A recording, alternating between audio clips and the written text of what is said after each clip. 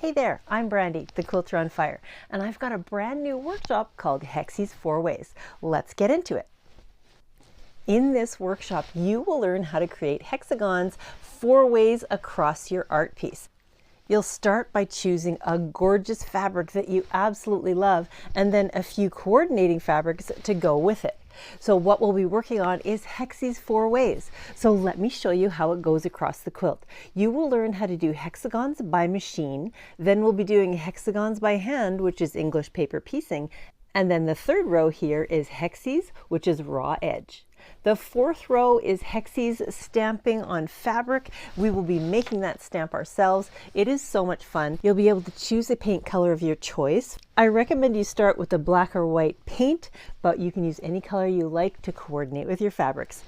Once we have all of the hexagons in place, we'll be learning a quilt motif that really echoes the hexagons in a lovely way.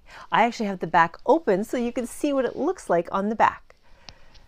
So this is a class packed with techniques. It's all about HEXIES and it's a whole lot of fun. Go to stitchandpost.com to sign up for HEXIES 4 Ways today.